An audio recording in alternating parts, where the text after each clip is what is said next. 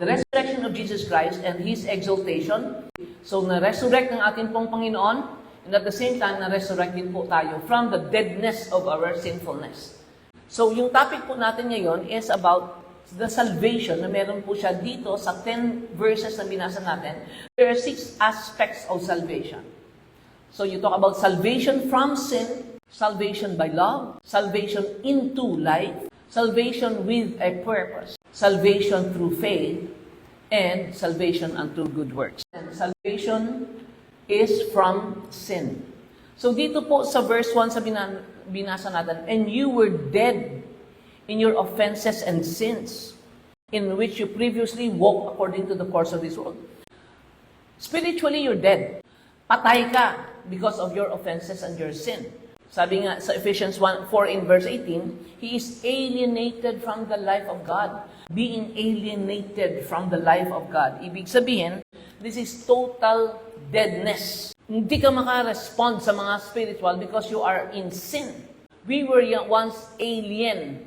Ang mga pangako ng Lord hindi para sa atin. But through the cross, through the blood of Jesus Christ, we became partakers. Ang pangako na yon ay para na rin sa atin. So ngayon, sinasabi ni Jesus, para ma-fulfill yon, now go and make disciples of all nations. No? Sa Luke, sinabi niya rin po, repentance and forgiveness of sin will be preached to all the world. Diba? Acts 1:8, sabi niya lagi, you will receive power after that, you will receive the Holy Spirit, okay? And you will be my witness in Jerusalem, Judea, Samaria, and to the end of the age. Spiritually speaking, you are functioning in the area of sin, and you are functioning in the area of a trespass. Alright? So that is sin. You miss the mark, trespass. You slip or fall or stumble or go to the wrong direction. Diba? So both are true with men. Pareho yon. Man had sinned and man had trespassed against God. Now, there are 3 things that will characterize our age. Number 1 is humanism. Secondly is materialism. Third is sex. Ito yung makita mo, ma-define mo. Ito yung kamunduhan. Pag sinabi mo humanism, you do your own thing, do it your way. Boss ka. Buhay ko to, mind your own business, sino ka? And also, you talk about materialism, di ba? You got to have it. More money, more goodies, more things. Sex, walang moralidad. They're enticing you to something that is sensual, sexual, no? Feeding the flesh.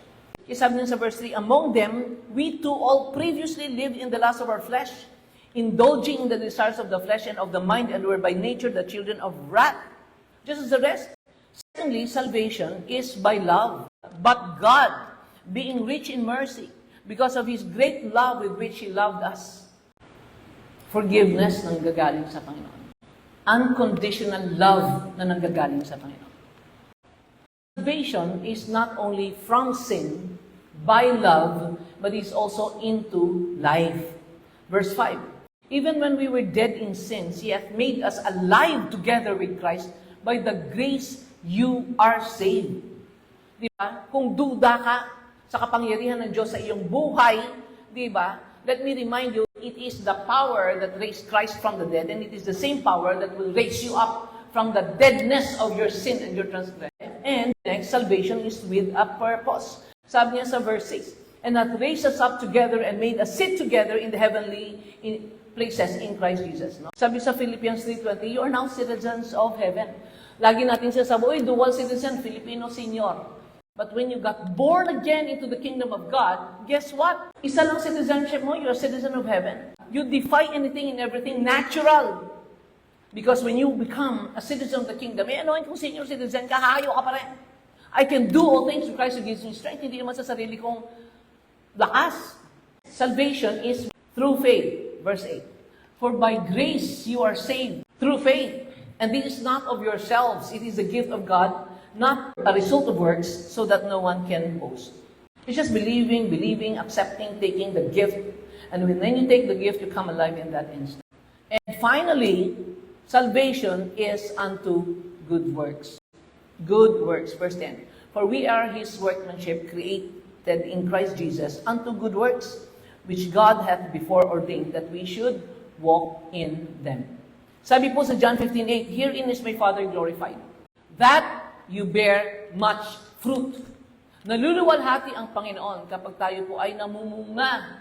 So God's power is at work in your life, shaping you, molding you into the image of Christ. Remember, every one of us should be conformed to Christ. Siya ang pinaka-model, siya yung pinaka-example.